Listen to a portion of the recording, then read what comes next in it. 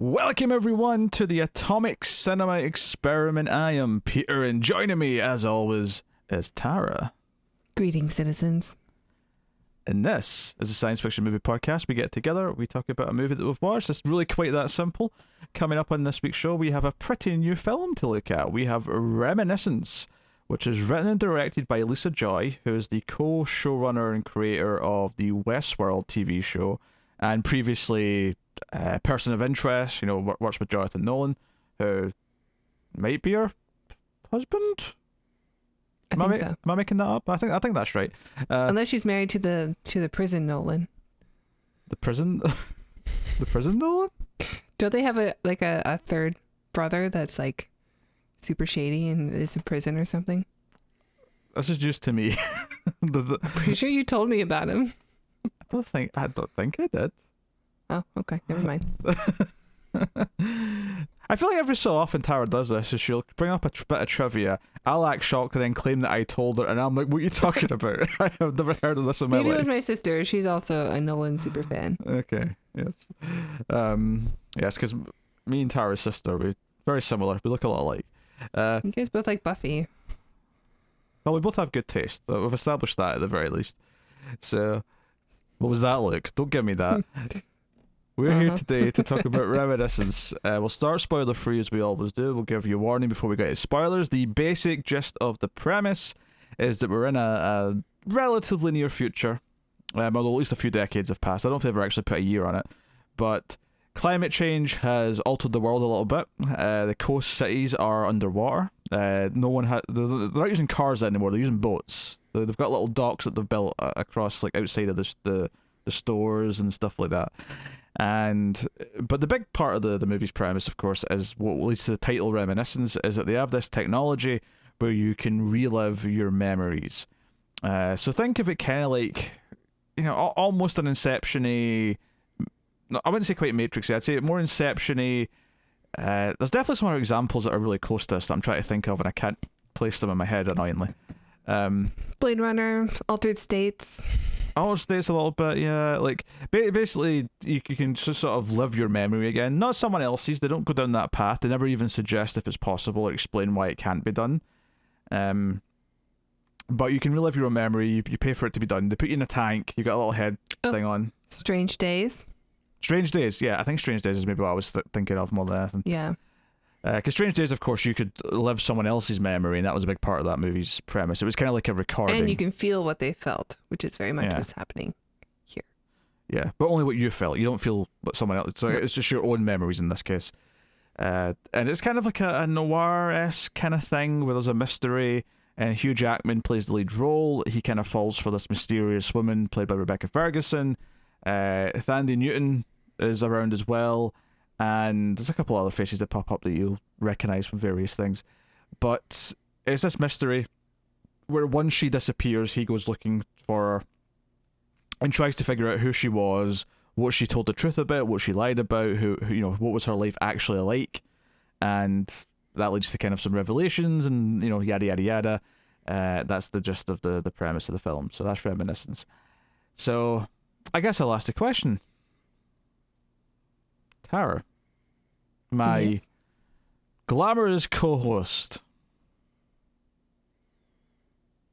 I mean, I guess compared to the other host. I was thinking more compared to me, but yeah, sure, yeah. You're definitely more glamorous than Connor or Matt or... I did put on sparkly eyeshadow today. Maybe that's where it's coming from. I mean, I don't normally do eyeshadow. Tim's got a bit of mystique sometimes, so see when he's got like the hair's long enough and he's kind of covering part of his eye and he's kind of like... like the rock star glamour?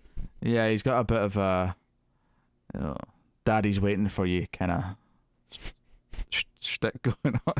Just thinking of Hellraiser now. Come to daddy. What did you think of Reminiscence? I thought it was fine. It's not really my style of film, but I don't hate it. It looks pretty. The love story is watchable. Some of the plot I actually found a little difficult to follow. And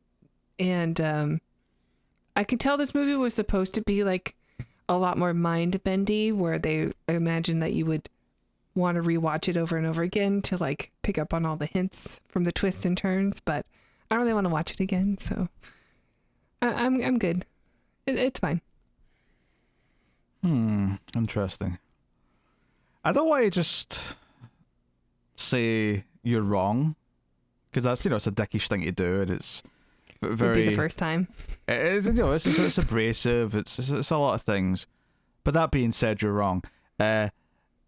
And when I say you're wrong, I mean when you said it was fine, it's not fine. It's trash. This is a terrible movie. I hated this. This was a painful 2 hours for me. And the sad part is, I knew when I was watching it that Peter would hate it. The sad part is that I kind of knew so early in. Like, as soon as Hugh Jackman starts narrating, the narration and the dialogue that he says, it's garbage. Like, there's so many cliched moments that there's history in this world that there was some war, when the waves first started to come into, take over the land, that there was some wars related to it. They never really go into details or specifics. We just sort of know there was a long war, and seems to be for like limited resources. Yeah, presumably, yeah. And that's going on. And a lot of the rich people who sort of bought up a lot of the land that was still on dry land, they're called barons. And there's a line in the movie where he's going to see the family of one of these barons, and his narration says, "They say that the people who survived the Titanic were the rich and the rats. The barons are both." And I'm like, I hate this movie. I hate it. It's not the only silly, cheesy line he has in that narration, but it's one that stuck out to me. Yeah, I remember that line vividly as well. Yeah, I mean, he's no Bogart. I think there's maybe certain things that should be left in the past, or maybe there's just an art to doing it that I just don't think that modern writers know how to do. But like, I hated the narration. I hated the romance. It felt like, if they really wanted this to work for me, they really needed to make me care about their pairing and sort of feel the chemistry. And the second she walks in, it was like, no, this is like, a classic noir kind of setup. Like, I don't believe she is who she says she is. I don't feel that this is real. So all of his caring about her after the fact, when he's desperate to try and find like why she disappeared and who she was, I just didn't care about any of it. Like, I don't give a crap about who she was or who she is. I believe that he fell in love with the femme fatale. I didn't believe that she loved him at all because of what you said. Because, I mean, she's a walking trope from the beginning. Yeah. I mean, arguably they're all kind of walking tropes. She's probably the most tropey of them all, but they all, fall into some sort of void. And the movie tries to, and this is the sad part, is that, so Lisa Joy, we mentioned co-showrunner of Westworld, right? That show, unfortunately, did get really bad by the end of season 3, and I'm at a point now where I'm not even looking forward to season 4, which is a real shame.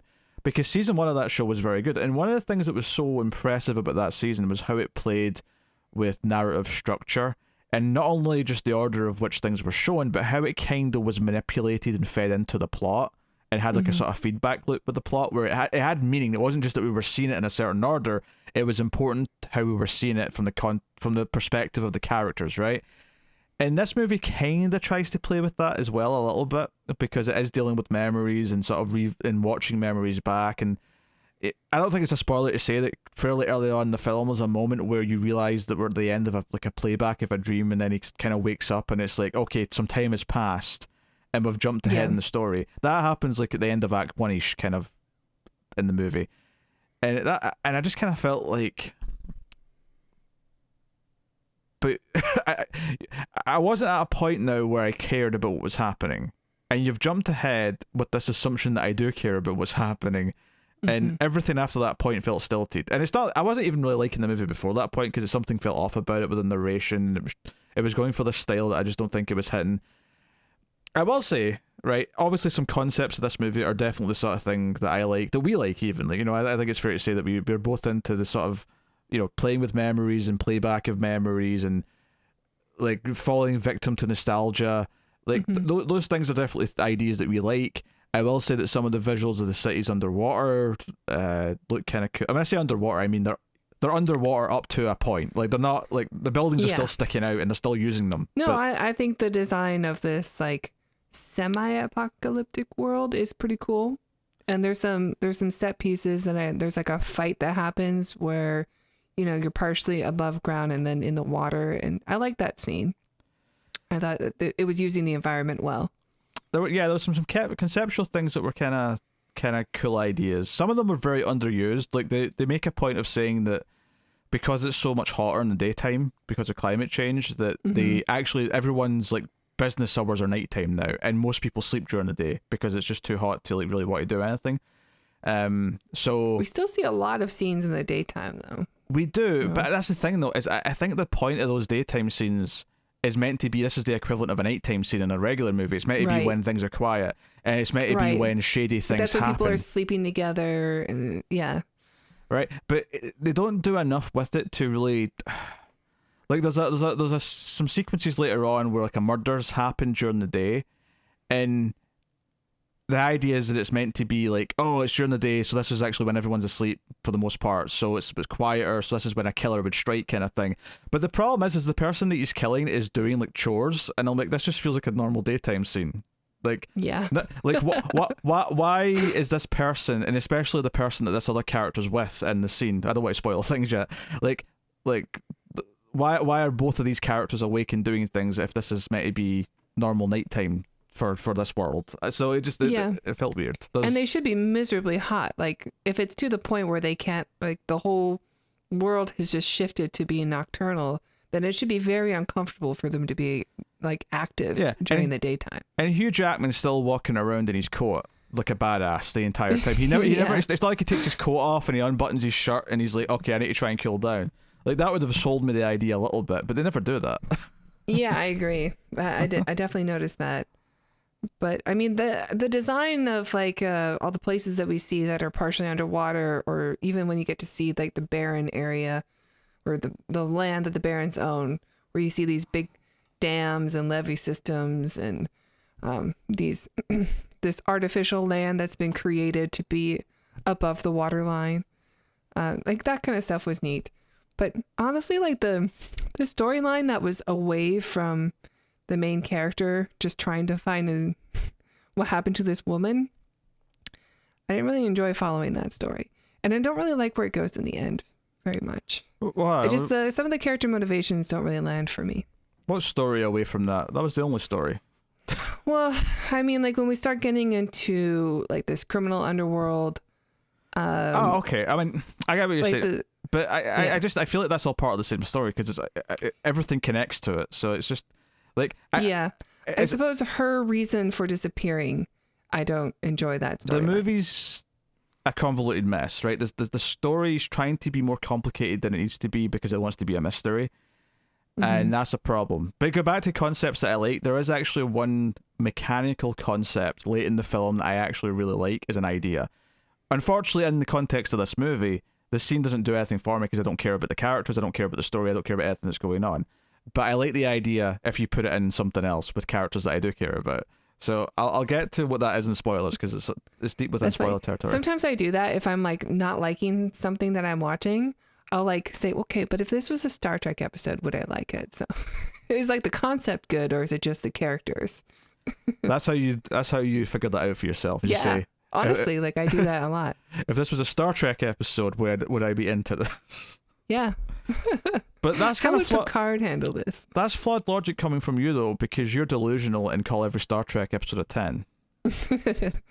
I mean, you might be onto something. Maybe that's why I'm more positive in these reviews than you are. I suspect. Yeah, maybe we've found something here. I don't know. Yeah. Unfortunately, like other than some concepts which are fun and could lead to some great science fiction, I kinda hate everything else. I hate the romance. I hate the convoluted mystery.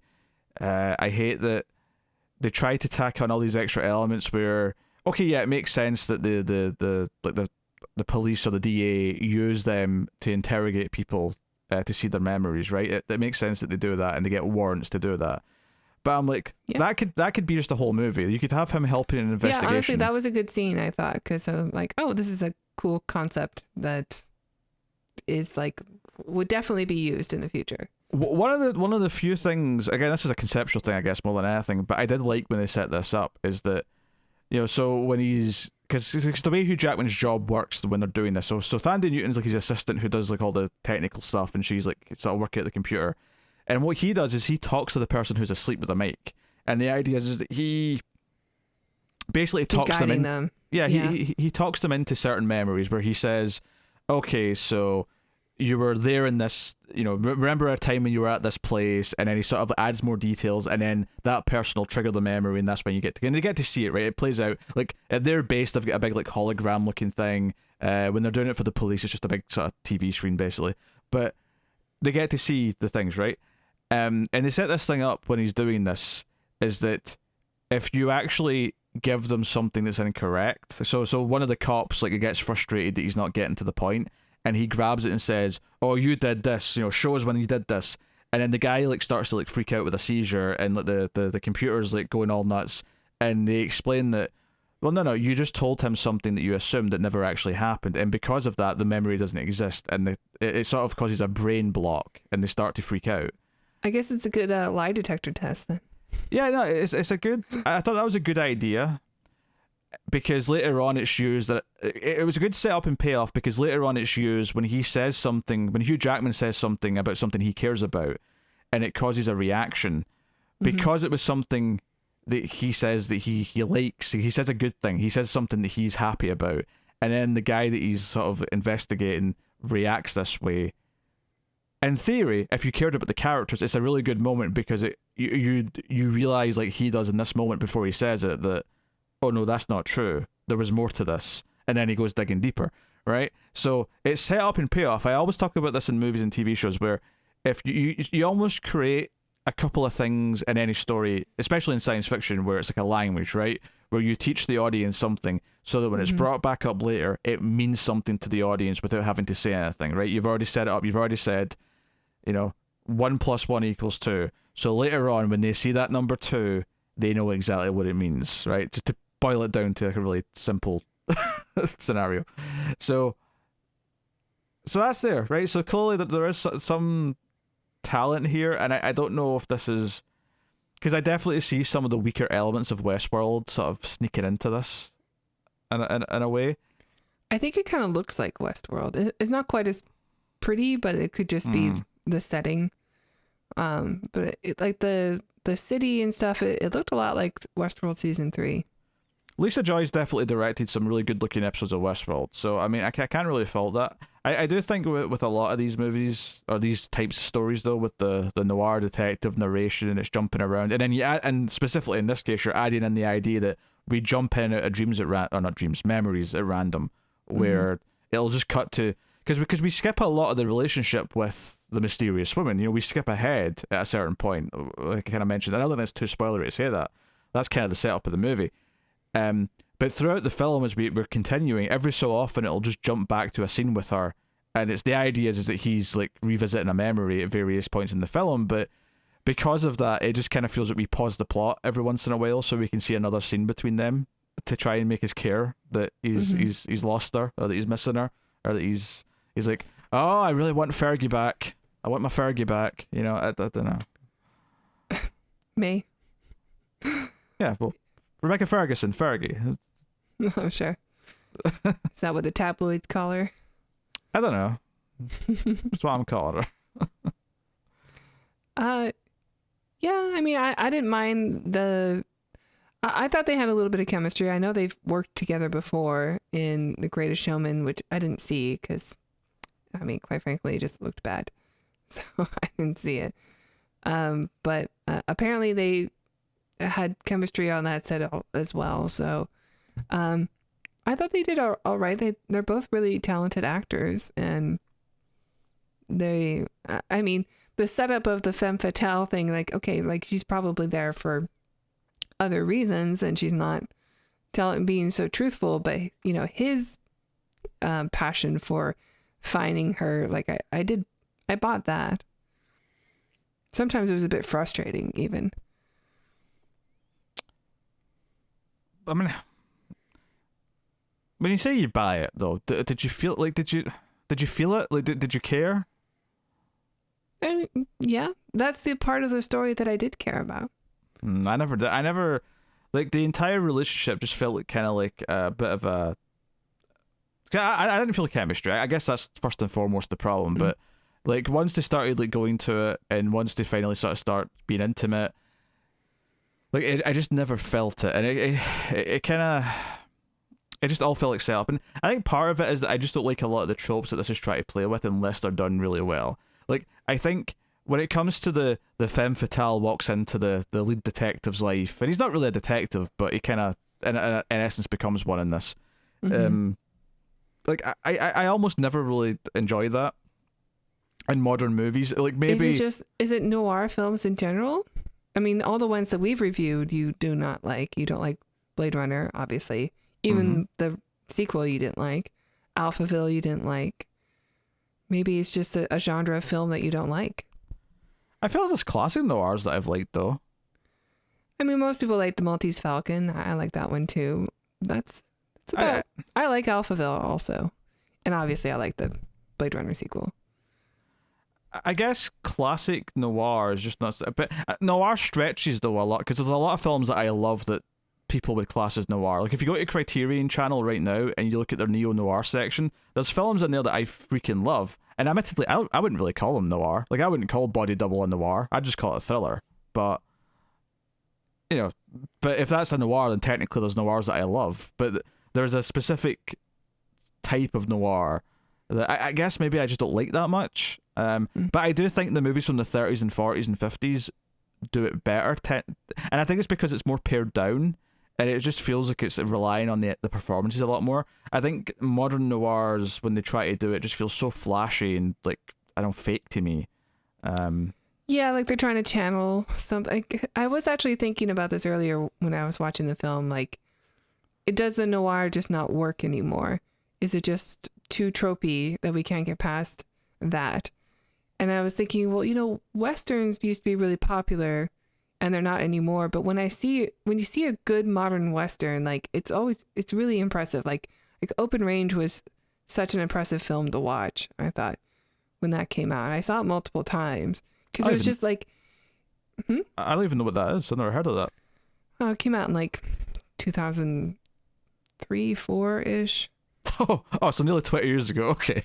Yeah, but I would still call it a modern Western. Sure. Oh, or yeah, like, no, in context, sure. Even like the Westworld show is like a modern Western film. And when it's done really well, it can be like, oh yeah, this is why Westerns were popular. This is why I love this. But there isn't really a lot of examples of great noir that's not just inventing something new with it, like the neo-noir Criterion section like you were talking about. And maybe noir just doesn't really work on its own anymore. I mean, honestly, like I don't like a lot of American Westerns. Like all the Westerns, because I thought I hated Westerns until I watched Sergio Leone films. And I was like, oh no, I do like some Westerns. I just don't like your John Wayne Western. I don't like the classic American Westerns, but you give me the spaghetti Westerns and all of a sudden I'm into it because they're a lot more like, I don't know, they've got more of an edge to them. The characters are more interesting. And I think you can have good modern Westerns. They don't happen too often, but you can have them. I think ultimately what it boils down to is I just need to care about the characters and it needs to be a story. A Western at its core ultimately is an action movie or maybe a thriller depending on like the specific way you pivot with it, right? And ultimately all you have to do, the setting almost isn't that important. The important part is that I just care about why the heroes try to fight the villain and you can make that work. I think maybe the problem with noir whenever they try to do it now is that there's so many elements to it that they feel they have to play to that I think just the values are just like, because when I watched the pilot of Perry Mason, right? Mm-hmm. The HBO show from like last year or 2 years ago, whatever that started. Yeah, I watched it. And I didn't like that either. Like I didn't think that worked for me. Like even with the naked guy who was like eating pies off a naked woman. I'd forgotten that until you mentioned it. So thanks for that flashback. You threw a shoe at him. I really liked the show actually. I thought the pilot was pretty good. So part of this is taste. I still don't think this movie's that good. I think there's a lot of just objective problems with this movie. But I think you combine that with my taste and maybe you have a concoction that's just like eh. But honestly, I tend to find the mysteries and a lot of modern noirs like this, right? And again, I'm not counting stuff like Body Double or anything De Palma made. I'm not counting.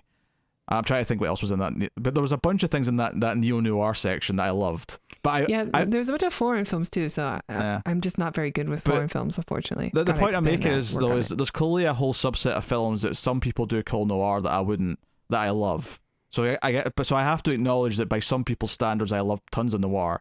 But when I think of noir, I think of this type of plot. I think of Dark City. I think of a bit of Blade Runner, and they're all movies that I want to like and don't. Actually, I mean, Dark City, even if I like noir, I think Dark City is just garbage by the end, regardless. Well, I mean, Dark City has other problems, not just the. I think the noir part actually is the part that works for it the most. It's the editing that's just it's rough. It's the editing and what the mystery ends and with. Kiefer Sutherland, it was just terrible. Because the mystery in Dark City is fine to start with. It's what's revealed by the end. It's just complete nonsense. Because my problem with a lot of these mysteries, these noir mysteries, is that I find them really boring because they tend to just boil down to the same few ideas. And I mean, everything in this is kind of the same thing. There's a crime boss. There's two crime bosses. She worked with one of them or two of them, or there's someone double cross someone, and I'm like, I just don't give a shit. None of this is that interesting. Give me some sort of connection and something that someone cared about. Like, would you call Double Indemnity a noir? Because I love that, but I wouldn't say that has a noir plot. Yeah, I mean, I think some of the De Palma stuff also gets away with being called noir because it has such a style that maybe modern noir is trying to take from. I mean, it's hard not to like a De Palma film. But here's the thing, though. I think the style in the De Palma film, like if I'm thinking Body Double, I'm thinking, Dress to Kill, I'm thinking Blowout. Like, I love the style. The style is what makes those movies work. It's the cinematography. It's the pacing. One of the things that I have a problem with this, and it's not quite as bad as Dark City, but like I do think it's like the scenes are paced too quickly. I don't think things have time to resonate where I really care about a moment. It feels like it's just going boom, boom, boom, boom, boom. But at the same time, feels like it's not actually offering. It doesn't feel like it's offering me anything as it's going quickly through things. So you have this weird double effect, and this shouldn't be able to coexist, but it does, where you feel like you're getting an overload of things happening, and yet you feel like you're not actually seeing enough things happen at the same time. Like, I know that sounds weird, but I do think that movies like this accomplish that, where it's going through things really quickly, and yet I'm feeling like I'm not actually getting a whole lot. So there's like a disconnect. Yeah. So I guess I haven't quite sussed out what it is or isn't I don't like about noirs, in the sense that when it comes to the noir, the traditional noir, and the movies you think of that are noir, I would say I probably don't like it unless it's particularly exceptional. But there's tons of films that people would also call noir that I think are amazing. And because I'll be honest, I think some people will class anything that's black and white as noir. Because I'll see noir lists and... What? No, seriously. I'll see noir lists of like films from the 40s, and I'm like, I don't see how half of these are noir. I guess you're just like, they're thrillers that are in black and white, so therefore they noir can. Like sort of begin with Maltese Falcon? Yeah, that was... Because after that it became like a trend. Yeah, but that was like 1941, so it was right at the start of the 40s. God, you just pulled that date out, huh?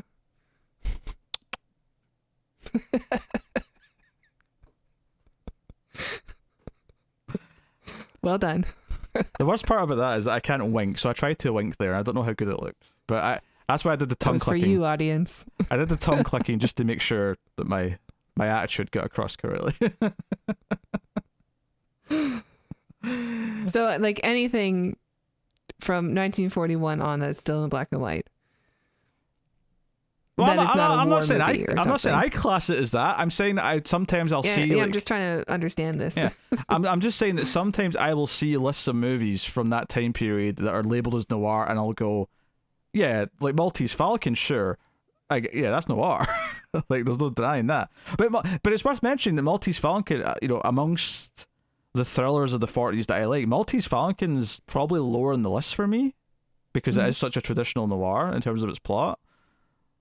But Bogart's so good in it. But yeah, but like I'm saying though, people would call Double Indemnity a noir, and I think that movie is exceptional. I think the plot's so smart. I think the characters are super interesting. I just like good writing and good performances and good directing. Like, I'm a simple man. But for some reason, everyone else seems to be confused as to what's good. The world's chaotic and mad, and I'm the only sane person living in it, but that's okay. I'll survive. Yep. It's everyone else that's wrong. It's the kids who are out of touch. Yes, I agree. Sure. I have hope for Gen Z.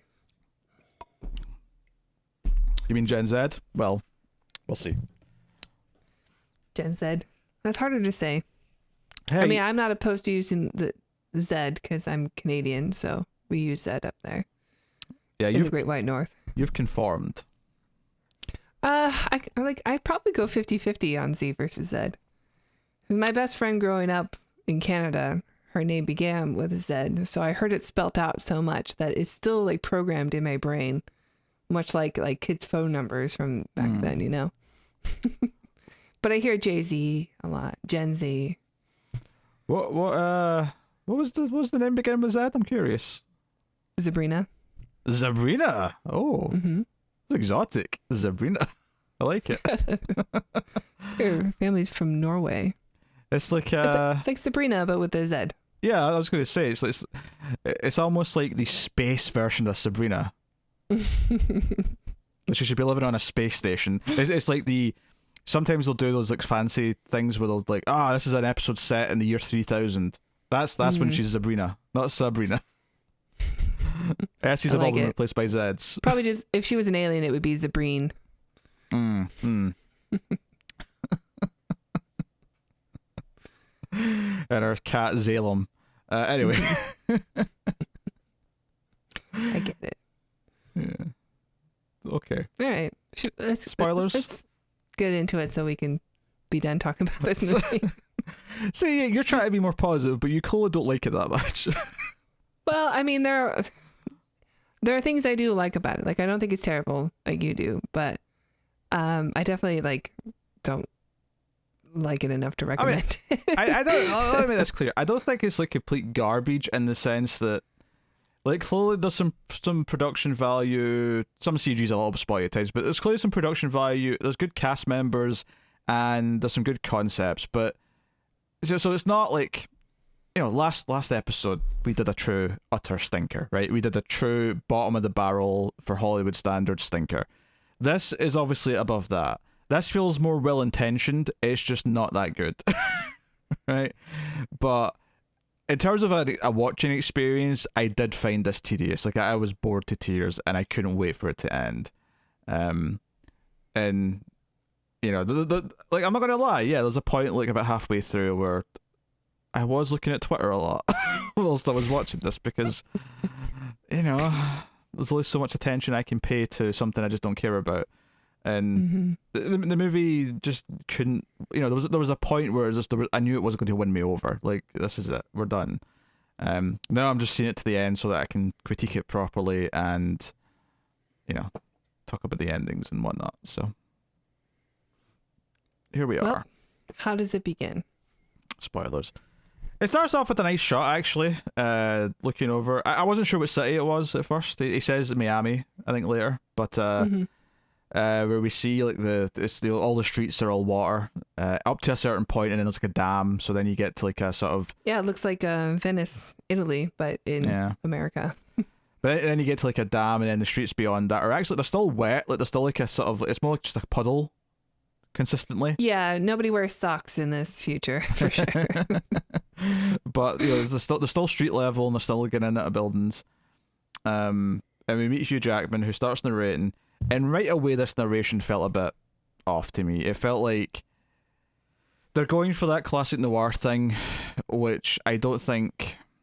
Maybe there's just an art form to writing good like noir narration that I don't think many people are good at, because I feel like most of the times when I hear it, it sounds bad. And I think here it sounded pretty bad and cheesy most of the time. And so, and some of the stuff that he was telling us was just like, we're just making sure this is very obvious what's happening because we're worried you won't understand the Like, Honestly, what's going on? there's so much exposition in this film. Like it was trying to get up to Inception levels of exposition. Like there's so much.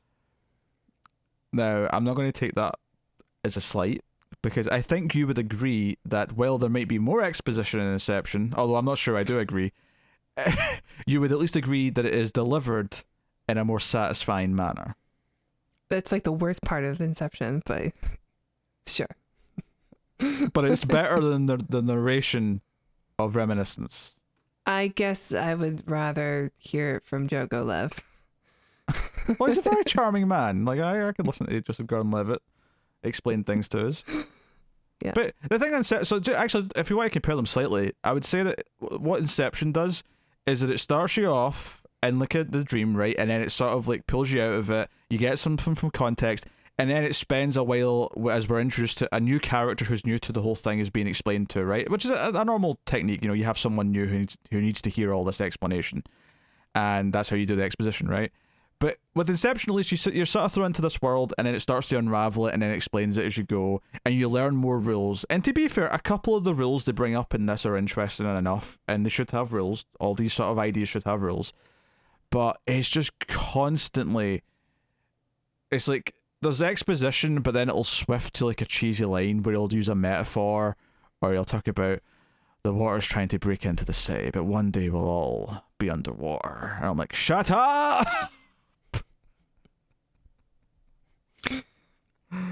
Yeah, I suppose. I mean, I was sort of thinking, since like you have this isolation chamber where you're floating in water, that like the twist would be that he was always in water. That's why like there's so much water around him, like in the world and stuff. But I'm sort of like half right.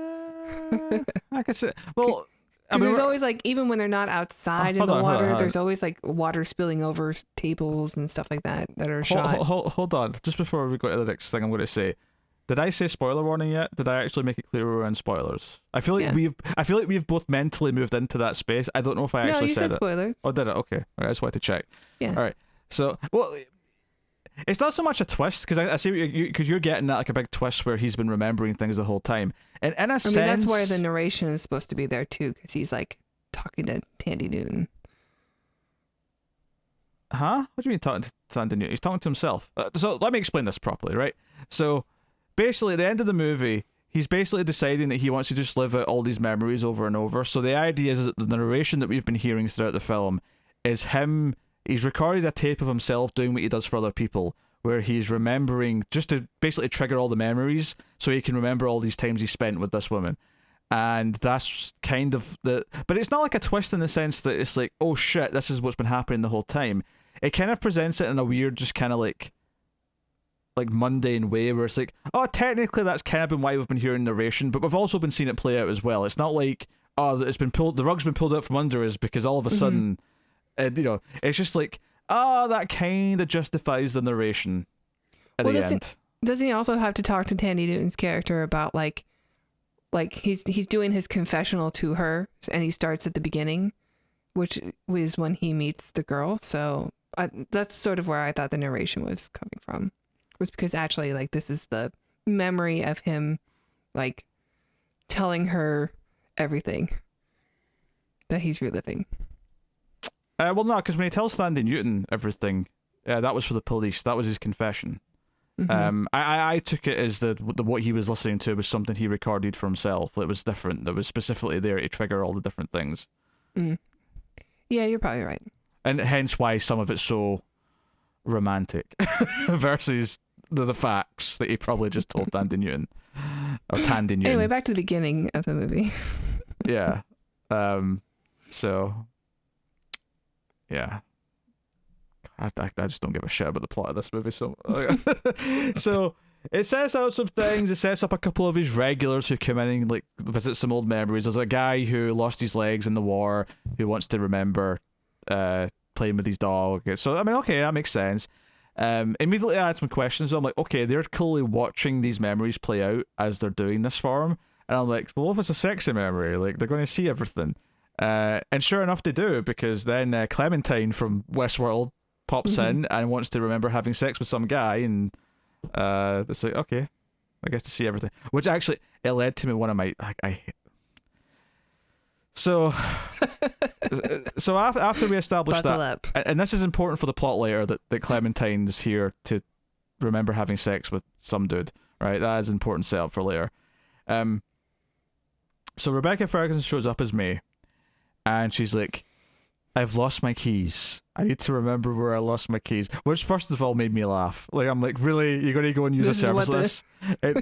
Like, how much does this cost? How much does this cost that you're willing to pay for this to find your keys? Get some new keys. You scramble my brain and memories and try to find where I left my keys.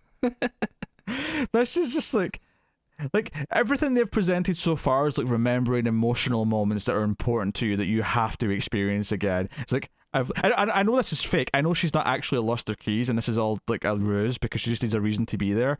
But I'm like, do people really do it? Like, do people show up? You know what? I've forgotten where I put that pair of socks I really like. Can you hop in and find where I left my socks?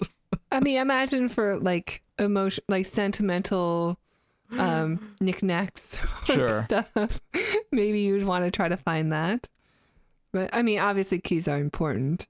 They're important in a practical sense, but you would just get new keys. Like, I mean, even Tandy Newton says, like, so-called locksmith. Yeah. Do you really want to undergo some minor surgery here? I mean, that very invasive. That is how we deal with it now. As we call it, I mean, most people usually have someone they've given a spare key to just in case like something goes wrong. But yeah, calling a locksmith is what you do in this situation.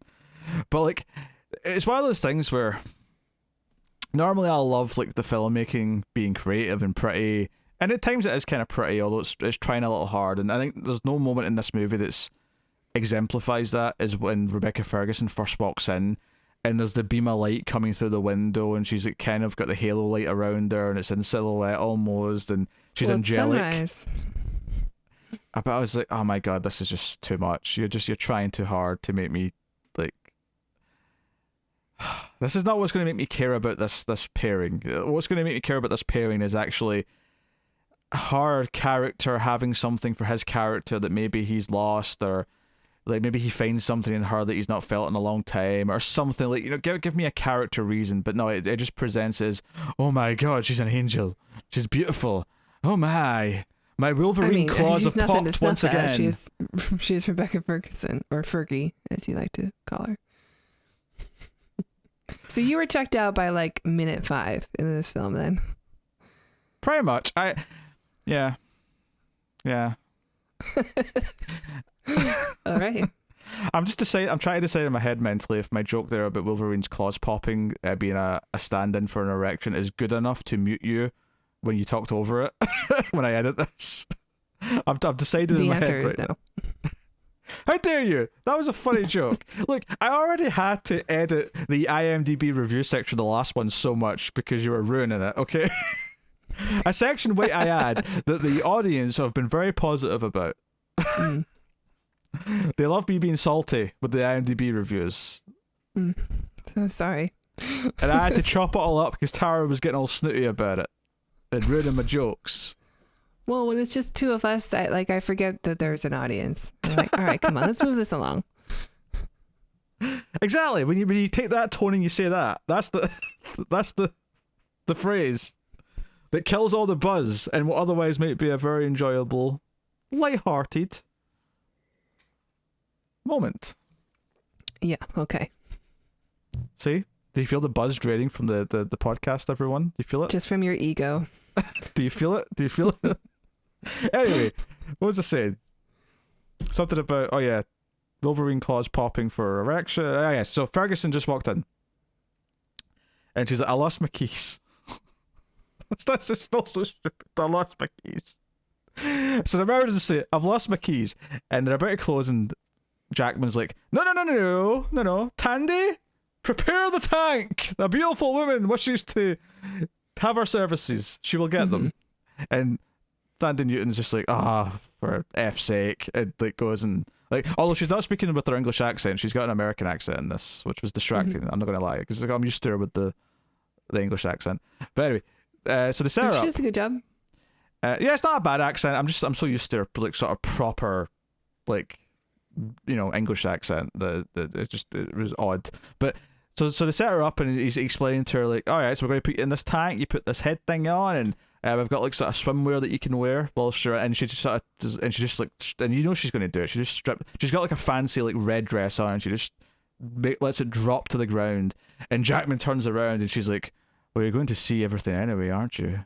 And I'm like, I hate this. I hate this forced, like, trying to build sexual tension. Like, oh, she's just going to, like, strip in front of him because it's sexy. And, like, and I know people are going to say, yeah, but she's technically trying to seduce him. He's a mark, that's the phrase they use later on. Like, this is all kind of intentional on her part. I get that. It still didn't make it interesting to watch or feel anything other than just forced. And maybe you could say in a meta sense, oh, well, it is forced and he's the chump for falling for it. I'm like, well, yeah, but if you're a real person and, like, beautiful woman walks in and takes her dress off, like, yeah, you probably are going to fall for her, but that doesn't mean that I care about it as a connection. No thoughts? Yeah.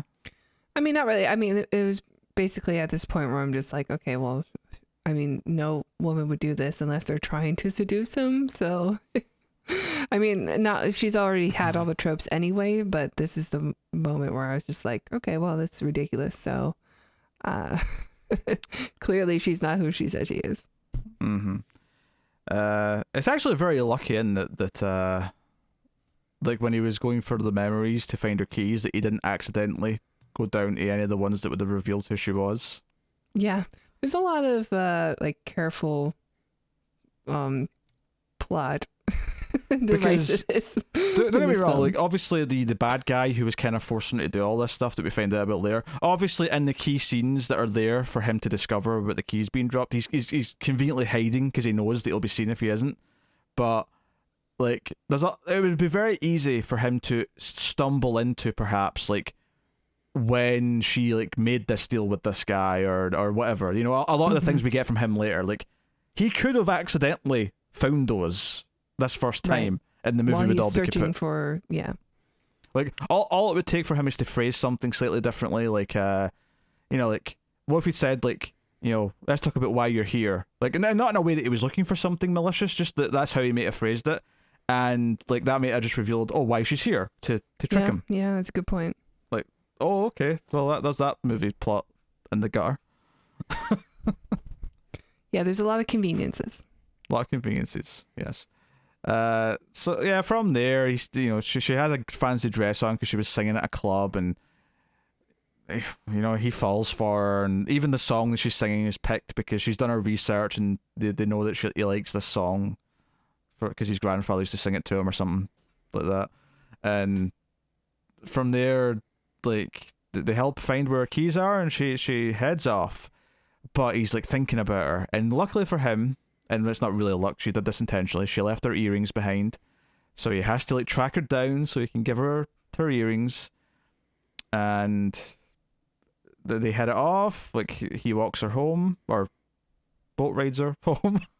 I guess sails her home, that's the correct term. Boat rides her. Boat rides. The boat ride comes after they get to her place. Yes.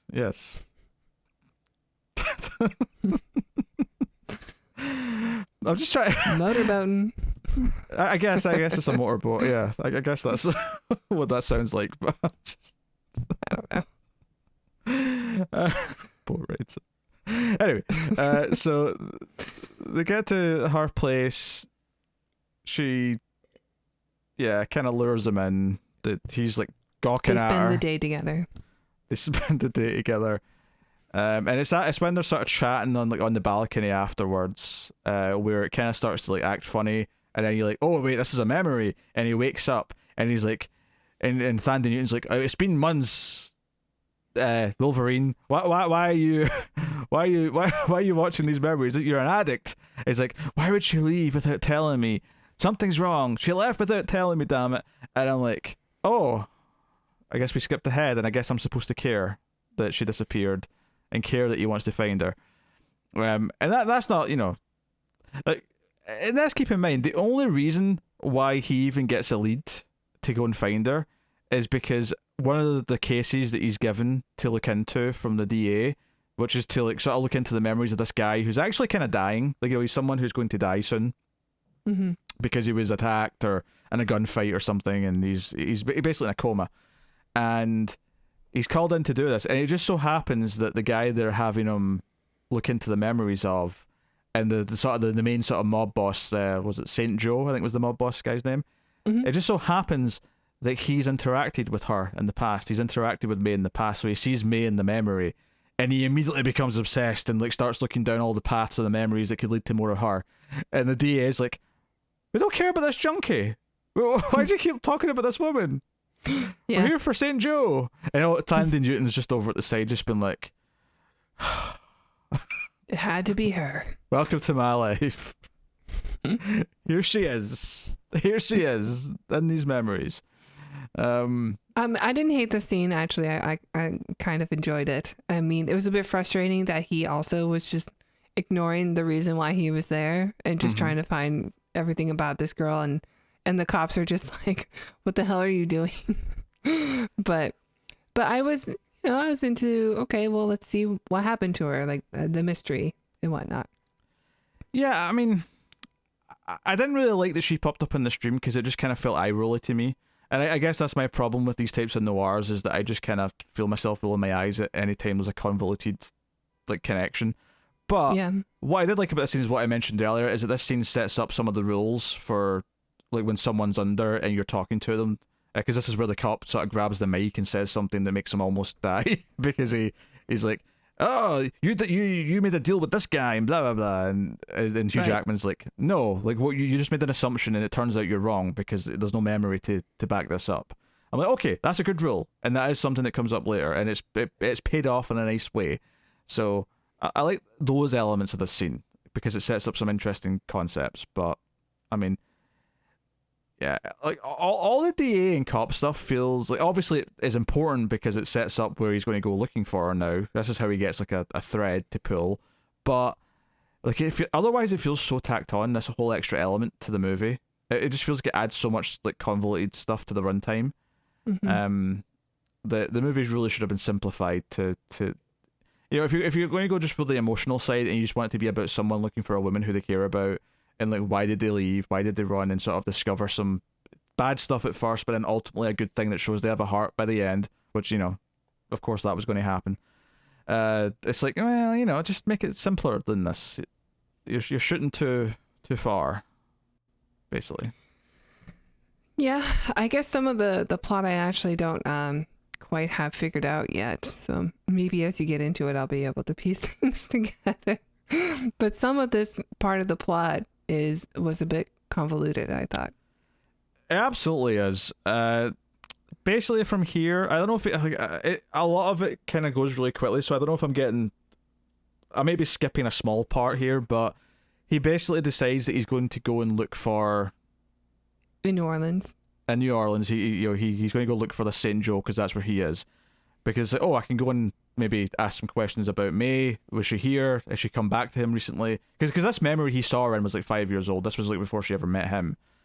And he goes to New Orleans, and I like, this is one of these sequences in the movie that I just hated. Like, everything about this was just nonsense to me. It was him going in to try and talk to this mob boss. He's like, "Oh, you're lying to me about who you are, and I've not seen that bitch in 5 years," or whatever it's been. And he's going to stuff his head in a tank of eels, or I think that's what it was. Yeah, I think there he is. And as this is about to happen, would you believe it? Maeve, the badass from Westworld, shows up with a gun, and we get a shootout. I hated this shootout. This was just like nonsense. I thought that was like, oh, that's convenient. She was following him the whole time. Yeah, it's not like they're still in the same city, so it was easy for her to follow. No, she followed them all the way to a different city without him knowing. In her own little boat that that he didn't notice. She's very stealthy as Maeve. I'll be honest. The fact that the main love interest was called May, and Thandie Newton's character on Westworld is called Maeve, was really annoying me. Yeah, I noticed that too. It kept making me think of her instead of Rebecca Ferguson, which was annoying.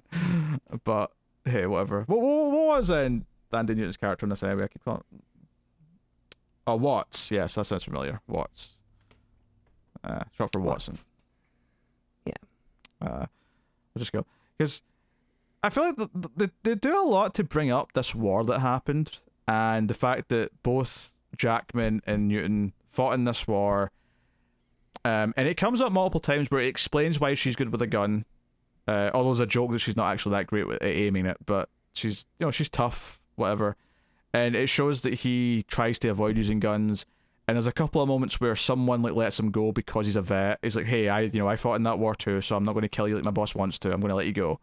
Okay, but I don't know if it ever played into the themes in a way that I was expecting it to. Like, I don't know if it ever really quite felt like, oh, this is an important part of this world and these characters, and that's why it keeps getting brought up.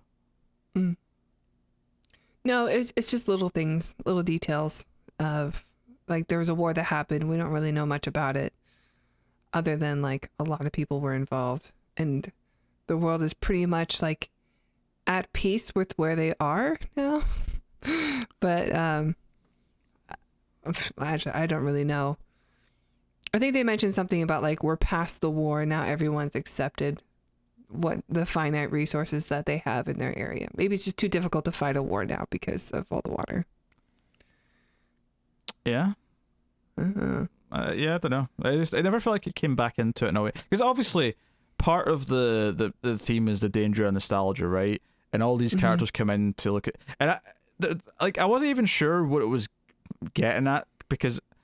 So part of like how Hugh Jackman falls for Rebecca Ferguson is that they've done research, right, and discovered that he liked this song because his father or his grandfather sang it to him, and he used to hum it during the war, and I thought it was interesting that they were effectively weaponizing his own nostalgia against him, even though he's the one character seemingly who doesn't like partake in like being drunk on his nostalgia like everyone else does. And I felt like, is there something they're trying to say here with this? Is there a message or a theme? And I don't know. I guess it's to say that we're all potentially victims of it. We all have it, the ability to fall victim to it. But it felt kind of odd that, I mean, maybe the idea is that he couldn't recognize, because it wasn't like in the system that he gives nostalgia to other people to, he couldn't recognize that his own nostalgia was being weaponized against him. And the point is that we can all fall victim to it. Maybe that's the message, but it felt kind of weird for the one character who was not falling victim to it to then have it used against him in a weird way. I don't know. It was a blurry message, I thought. Sure, I don't know if I can help you very much with it. Trying to think, like, so is it connected to PTSD or from the war? But yeah, I don't know, man. Thank you, Tara. You've been such a help, this episode. No, because and I thought there'd be more, like, because we've had this big war, because the world's changed so dramatically, right? Because all these cities are underwater, and it's changed the way of life, and it's changed like what's valuable, what's not, all the rest of it. I thought the idea of nostalgia for the time before everything changed was going to play into the movie, and it never did. Like they never reminisced about the time before the water rose kind of thing. Yeah, I mean, I don't really know how far into the future this is. Maybe a lot of them just don't have those memories. But it seems to be, well, I mean, even the war victim who didn't have any legs and is going back into the machine to have a memory of like playing with the dog in the field. There was no water around, so, and he's still an adult, so maybe it did happen kind of suddenly.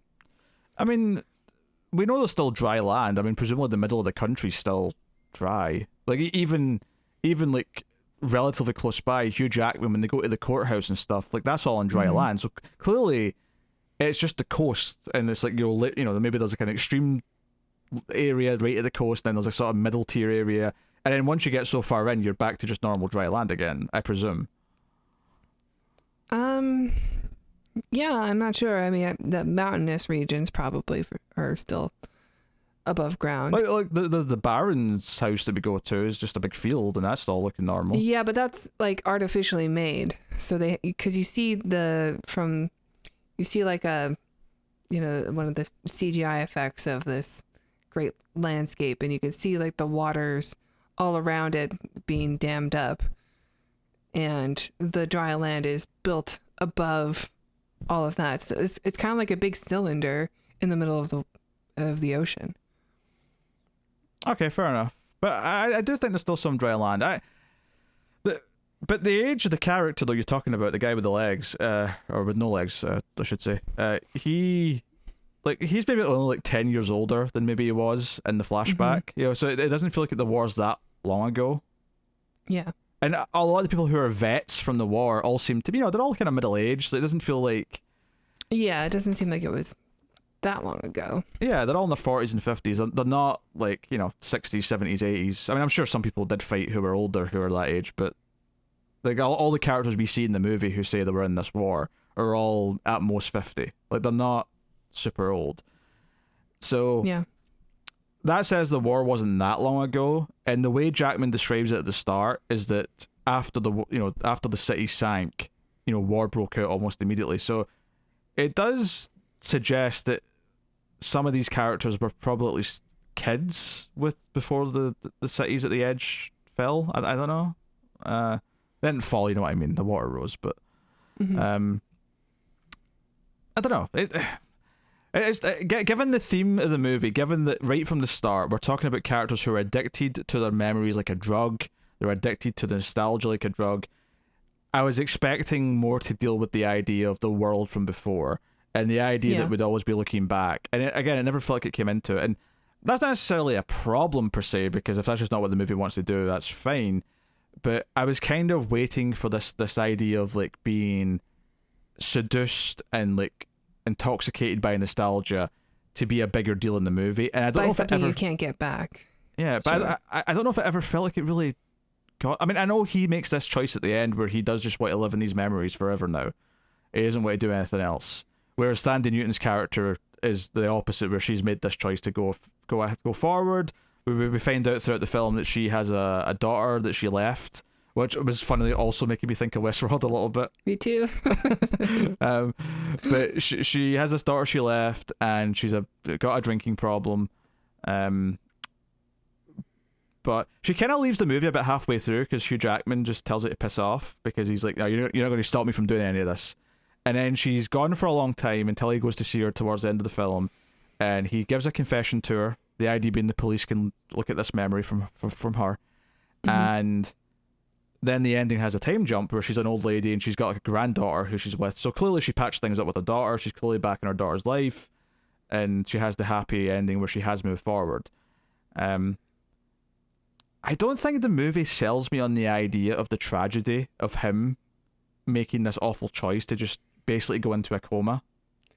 Well, he had options, right? Because he does something terrible to a person using this device. And so he's basically got a prison sentence for life, or he can have his own prison, which apparently is a thing that's allowed. Yeah, I guess. But that's not. But I'm not disputing any of that. I'm disputing it never sells me on the tragedy. It never sells me like. It almost feels like a happy ending. He's just happy to do this, and the movie never like. It could have given us like this weird thing where it plays it as really happy, but we know that this is actually really kind of sad. Yeah, it could have been like some more of like a Black Mirror ending. Yeah. Like there's more of a, not satirical. That's not the right word, but like we can see the dark irony of like how happy the character is versus of like how sad it really is what's happening. Like we could have had that kind of thing, and I don't really think it nailed that feeling at all. Maybe because of Thandie Newton's reaction to him, and just like his accepting his acceptance of this life, or like because she brings him flowers and stuff, and she seems happy to see him in his tube. Yeah, and I guess the other problem is that Hugh Jackman's character never, like it never gives us this idea. I mean, obviously, he doesn't seem like a happy guy before he meets Rebecca Ferguson, but it never really gives us this sense that he was so unhappy before that the idea of going back to a life without this woman is that bad. Yeah. He's just kind of like a typical disgruntled guy who has nothing to do, and that's basically it. Like, there's nothing like. I don't know. There's a lot of elements to it where I just don't feel the weight of any of it from his point of view. But yeah, to read about, I'm just going to quickly explain some of this plot because and this is convoluted. so let me explain this. We'll get into the fight scene with the bad guy that he has to track down to get the memories from and his choices there. But let me just explain what the actual explanation for everything is. So Clementine, right, from Westworld, she is this woman who would regularly go to the Reminiscence place to have this memory of having sex with this guy, who I think it's implied at the start that maybe this guy died, or at the very least abandoned her, which was clearly more the case. Clearly this is just someone who abandoned her. Some guy used her and abused her and left. Maybe abuse is not the right word, but you know what I mean. And the twist of the movie is that Rebecca Ferguson's whole mission was to steal memories. It was to steal memories to see where the bastard child of this guy, who turned out to be the main big bad Baron, who actually was dying early in the film and just sort of died in the time jump off camera. But he had a bastard child with Clementine. He was the one in the memory. And the bad guy, this like hitman dude, wanted to find out where this bastard child was. He was hired by the son of the Baron, who's inherited the Baron's fortune. So he basically manipulated and like blackmailed May, who he had a history with briefly with this other Saint Joe character. That's, you know, getting into convoluted territory, but that's what she's doing. She's there to steal the memories of Clementine so that they can find out where her son is, so that he can go and kill her and the son and erase this like bastard branch of the family tree, right? Mm-hmm. Because under the behest of the son of the Baron, who wants all the money for himself and doesn't want anyone claiming anything later. So that's the motivation.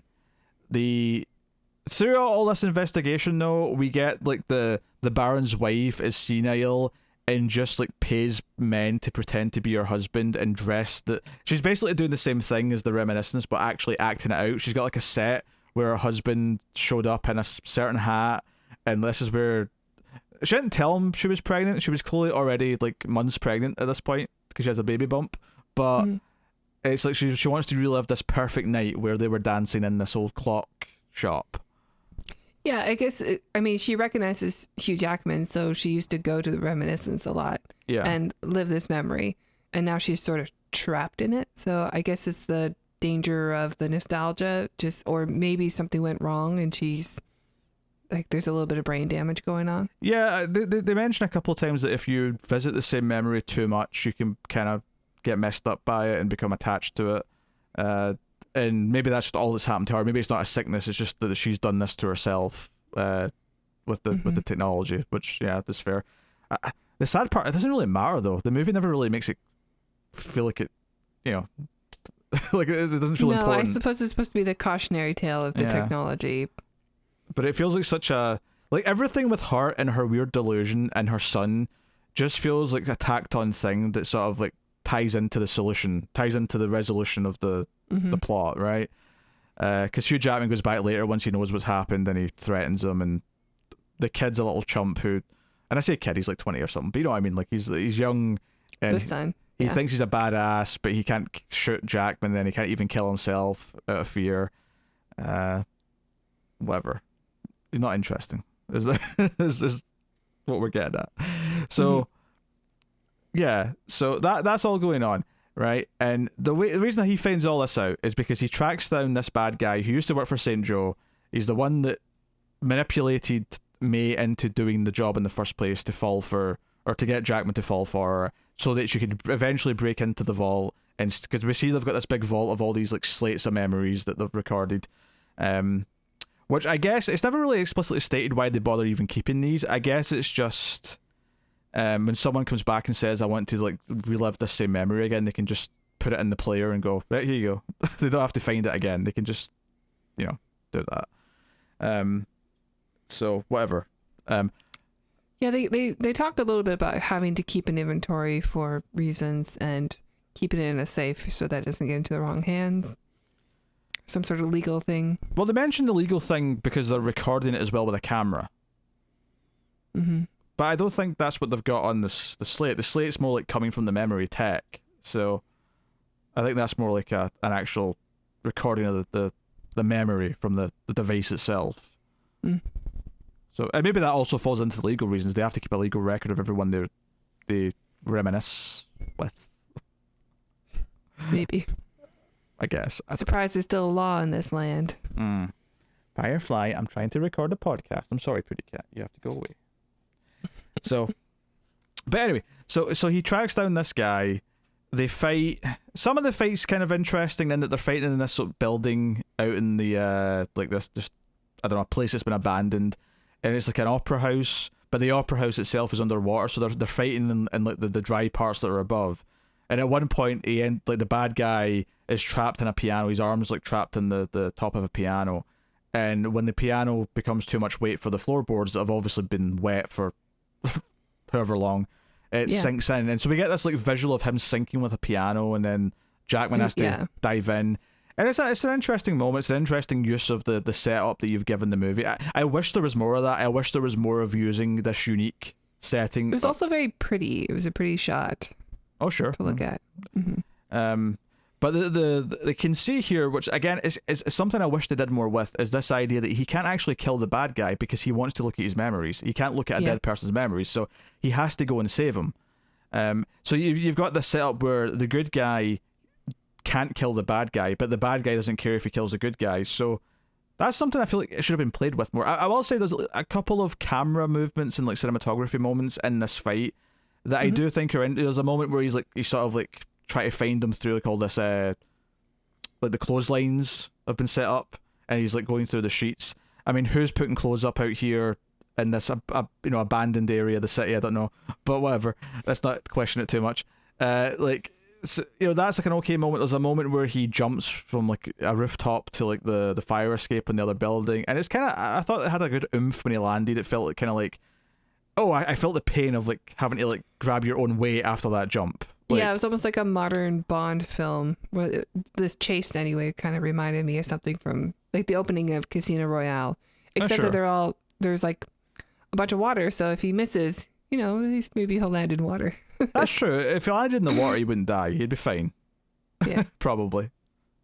It'd probably hurt, I imagine, but it wouldn't be it would be a devastating landing, I don't think. He's like, given where the water level is, it would be like jumping into like water from like a diving board rather than something I've but seen. Like the high up one. Yeah, the high up one, but it's still at a safe diving board height, not, Sure, yeah. You're just going to smash into the water and break everything and die. From, some other heights. But anyway, so he does successfully get the guy, though, and looks at his memories and sees all the meetings of him manipulating her, getting her to do this job, and feeling awful because he's just a mark, he's just someone who was used. But then, once the sort of the heart of her character is that once she realizes that this guy is doing this to kill off this family tree, is that when we see the memory, because we actually do hear, like, when he tries to speak to Clementine halfway through the film, we find out that she's dead. And it's like, oh shit, how did she die? So when we see the memory of this guy going to kill Clementine, he goes to kill the kid as well, and it's this really, dark thing. Again, this is the scene that annoyed me, why it's daytime. Like, I get why he's attacking at daytime, which is their nighttime. I don't understand why she's doing laundry and why her kid's playing around if this is meant to be like nighttime by like their standards. And like stupid hot. Yeah, it was kind of weird. It's like we're going to treat daytime like nighttime, except when it's convenient for us to forget our rules and just have them act like it's normal daytime. Whatever.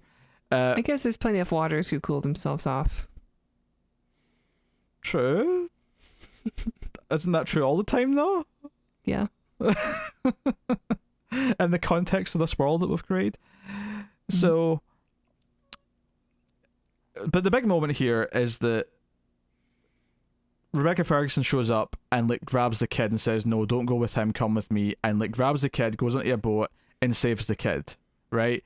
And it's kind of this heartwarming moment, at least it's supposed to be, where he's seeing her be a good person. Like, he's, for the last hour of the film, he's been shown and seen that she is this manipulative person, that she's not to be trusted, that she's a junkie. Drug addict. Yeah. Yeah. So this is like, oh, he's actually been reaffirmed for the first time in a long time that there's something true that he maybe fell for, that there's a good person in there. And it's kind of this moment.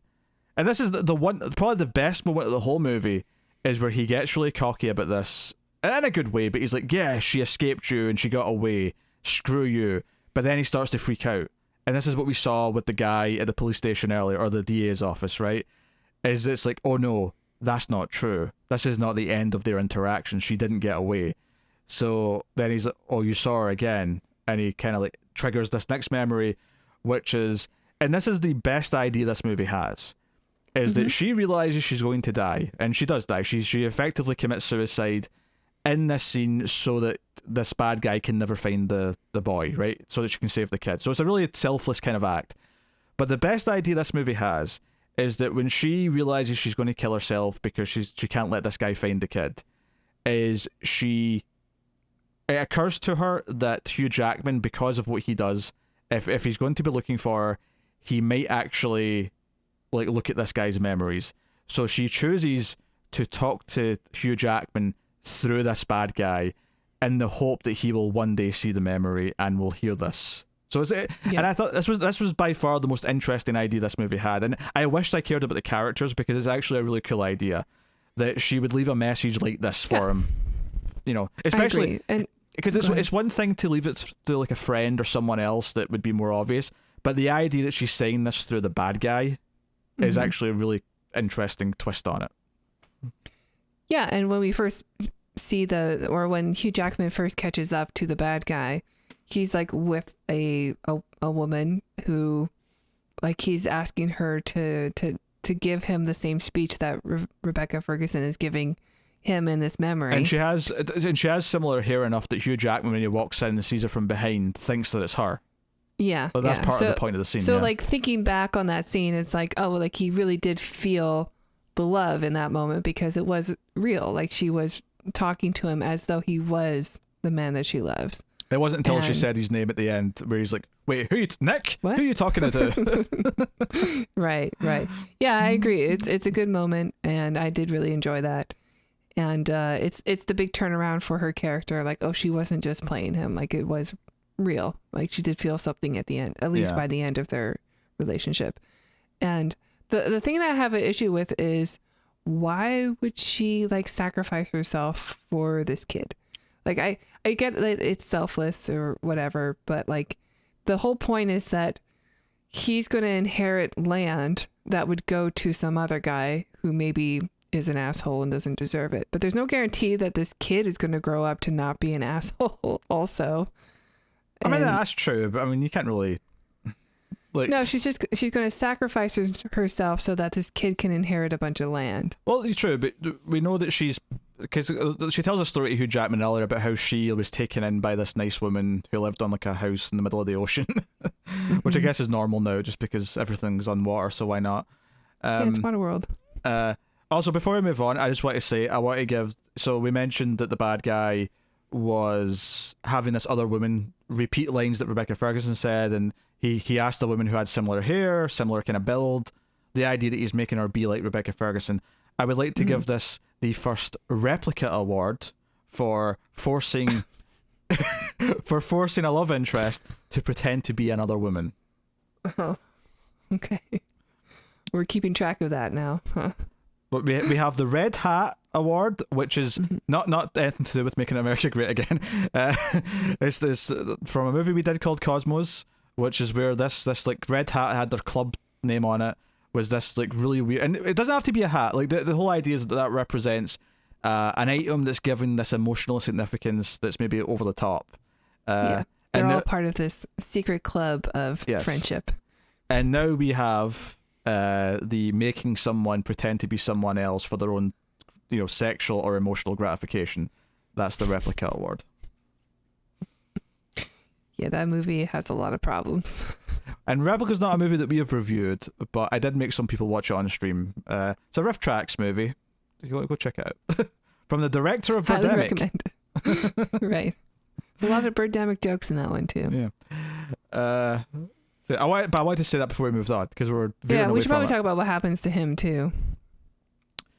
Yeah, so Hugh Jackman, yeah, basically at the end, he's like, you know what, I could kill you, I could turn you into the police, but instead he basically says, because he's got like this big scar, like the side of his face is scarred, the bad guy. So Hugh Jackman sort of says, okay, take me to the memory, like, when did you get that scar? And it's obviously this awful memory of when he was like attacked by like criminals, right? And he's like, well, we're just going to have you live that memory over and over. But then he turns everything up and the guy just like goes brain dead. Like he's still alive at the end because they take him away in a stretcher, but he is like, he basically fries his brain with a horrible memory. And it's like really vicious. And it's like, okay, I mean, he was going to kill a kid and he's like an awful person. So he's, you know, he's deserving as you can get. Yeah, but does he deserve to be like on fire for the rest of his life? That's some torture. I mean, it's almost like a what people talk about when they say burning in the fires of hell. Like he's literally feeling like he's in fire forever. Right. And it's a literal like memory burn. Yeah. And it won't be, I mean, it won't literally be forever. He will eventually die of natural reasons. Like his body will eventually go away, but so long as he's sentient, he'll just be living in this memory of pain. It's pretty awful, actually. It is, yeah. I don't know if Hugh Jackman's a good guy. I don't know how long he'll last until he dies. I mean, I don't know if his life expectancy goes down because he's going to be... Maybe it'll go up because he's effectively just in a coma and people are just feeding him through tubes. Like, maybe he'll live till he's 90. Like that. I don't know, but... That's cruel. It's pretty cruel. But, you know, I think that maybe adds into, like... I mean, I don't mind that he does something that's that vicious to the bad guy because... like it could potentially be an interesting character choice that makes you again add into this tragedy of him making all these dark choices at the end. But like I say, we don't feel the weight of it. I think it's all very flippant. You know, a lot more flippant than the movie I think wants it to feel. You know, the movie wants this to feel like a big moment. It wants us to feel the weight of him losing the person and then having to accept that she died, and he has to watch her death in this memory. And he goes to Thandie Newton and confesses all this because he wants people to know. He doesn't necessarily want to get away with this. Interesting concepts. The problem is that I don't care about the romance. They never made me care about it. So when they reveal eventually that she is a good person at heart and there is something there to connect them, and she does confess to him through this memory that she did care about him, that there is real love there. I wish I cared more, but the problem is that I never felt the relationship in the first place. She was a walking trope, so it all just feels a bit like in theory. Like everything feels in theory this all kind of works, but it's the Prometheus effect. I never felt.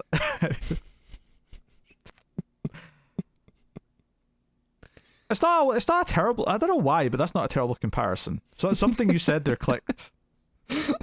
Even though obviously they're very different movies and there's nothing similar about them, and in theory everything about this should work, but man, it doesn't.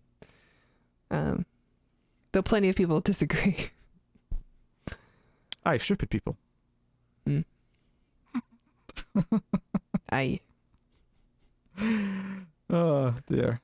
Yeah, I didn't like. I was not clear by this point. I really didn't like this. I thought it was super tropey. I didn't get invested in any of the characters or what they were doing. So when the movie immediately jumps to him really caring about finding her, I'm like, you really need to sell me on them having a bond. Like, I think if anything, what they should have done is that the tropes of a noir shouldn't have kicked in until after the time jump when she was gone. I think that first part of the movie should have been played more straight, where it was just two people falling for each other, so that I cared about the bond. And then you can hit me with, oh, there's more to this that wasn't there. But because they played it with the super tropes right from the get-go, I immediately didn't trust anything. I immediately was on edge. I was immediately just not buying what was going on. And I think that's a problem. So, yeah, I agree with that too. So, I mean, you're not as negative as I am on it. No, I think, like I don't straight up hate everything that I'm seeing. I think it's more of it's fine. Like it's workable. It's like I see what they're trying to do, the story they're trying to tell. And if people like it, like I wouldn't necessarily blame them for liking it, because there's a lot of good things in it. It's just, they just, I'm sure her next movie will be better. Oh, Lisa Joyce. I thought you meant Rebecca Ferguson. I was like, wait, what? Yeah. I mean, yeah, maybe. I hope it is. Like, I thought there was potential in this idea.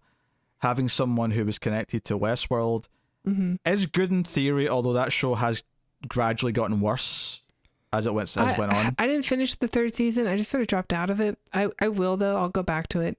I might just watch all 3 seasons. I don't dislike season 2 at all. Like, I thought season 2 was pretty good. Obviously, season 1 is like really good. Season 2 probably had a couple episodes that I liked more than anything in season 1. Season 2 is more uneven. Season 2 has some bad episodes, but season 2 still has some great highs.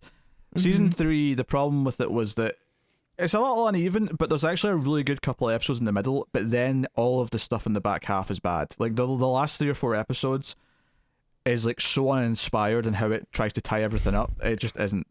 Honestly, I think the only episode I was missing was the finale. I just couldn't bring myself to watch it. Like, every time I went to go watch it, I thought, well, I'd rather watch something else. Like, Ed Harris's character by the end of season 3, like, just has lost all of its luster, and he was so interesting in the first couple of seasons. They did a strange thing with him. Yeah, was he in like a mental institution or something? Yeah, it's a lot of really, really weird choices, but this is not about Westworld though. It's harder to think about it though because Lisa Joyce is so tied to it, and because I do recognize some of the. Well, that's also the work we know of her.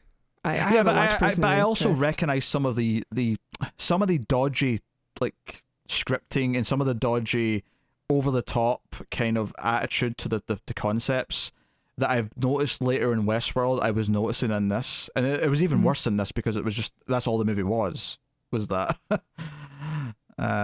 So I don't think it's relevant to bring up to a certain point, but yeah. I didn't like it. I thought it was a chore to get through. I was just waiting for it to end at a certain point. And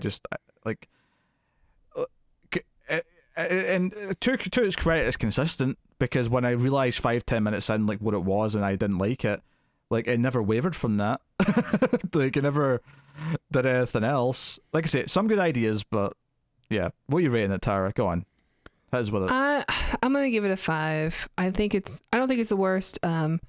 It's definitely not for me. I think that everything about the movie is honestly, like, I'm pretty neutral on. I don't love or hate it. I have a couple of highs and a couple, like, low lows, but, like, they're all pretty much around the middle throughout the whole film. So I'll give it a middle rating. I'm not going that much lower. I'm going to go with a 4 out of 10, which is basically me saying it's not like it's got actors, it's got production value, it's obviously got, like, a well-intentioned kind of idea, but I just think it is extremely dull very quickly. Yeah, it's not really saying very much also. Yeah. And that's the sad part, is that it feels like there's so much that they could be saying with all of these ideas and concepts and characters, but they somehow manage to say very little. And it's just like, how did you not say anything with this? There's so many things going on here that you could be you could be saying the movie's about this. Yeah. And instead even like the not being able to move on from an ex or something. Yeah. Could be. That could be a theme. That could be a huge theme. And instead it feels like the movie's more concerned with just being a homage to a noir, that it just forgets to actually do anything interesting that's new on its own, or say anything on its own. And that's kind of a shame. So yeah, 4 out of 10 from me. But it's one of those 4 out of 10s though that I found so dull to watch that there's definitely movies that I've rated worse that I would rather watch again, because at least they're funny bad. Oh yeah. Yeah, like Replica, 1 out of 10. But I'd rather watch Replica again. It's also almost half the length as well, which helps. But yeah, plus you have to watch it with first tracks. Like, there's no other option. Yeah. This is 2 hours long, and I felt it. I really did feel that I think this is the second week we've brought up Replica. Did we bring up Replica? I'm pretty sure you ended Pandorum with also. I'd rather watch Replica. Yeah, but I actually had something in the plot of this to compare it to Replica with, though. Yeah, the Replica Award. The Replica Award. Doppelganger. Yeah. So we have the Hat Award from Cosmos, and we have the Forced Doppelganger Award from Replica. I don't know what we're going to call it. It's called the Replica Award. Let's not overthink it.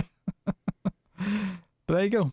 Before I forget this time, because I think I had to do it after we finished recording last time. Tara, would you like to pose for the thumbnail? Sure. Enthusiasm. I expect nuance in this. I expect character. I expect there to be like dueling thoughts that people can read on the thumbnail, so that they get a story, they get a sense of like dramatic intrigue.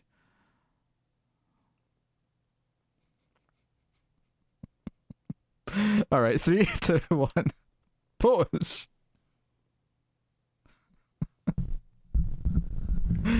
Was that nuanced enough for you?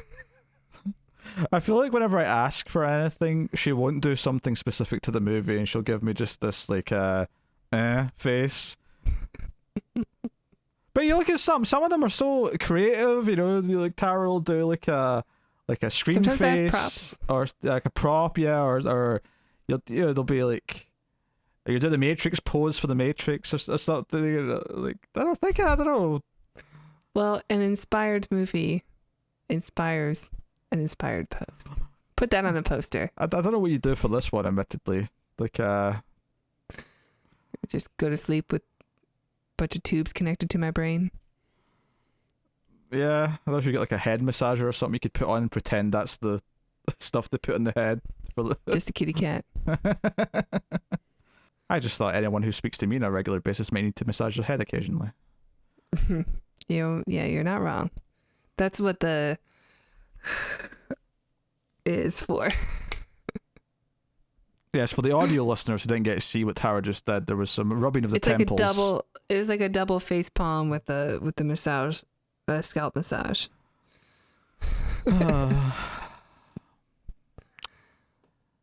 Someone likes listening to me somewhere. Somewhere. All right, I'll spare you the IMDb section this week since Tara was miserable last time.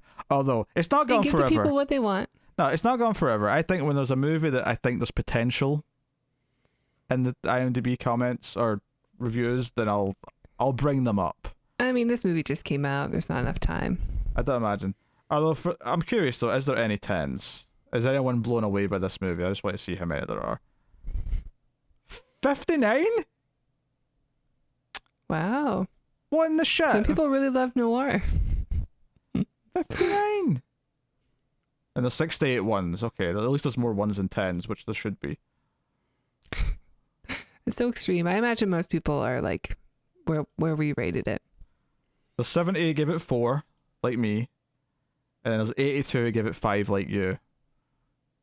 It's a very consistent. The average is like 6.2 though. That's a bit too high for this movie, I think. I think it's a bit of a stretch. Yeah. But whatever.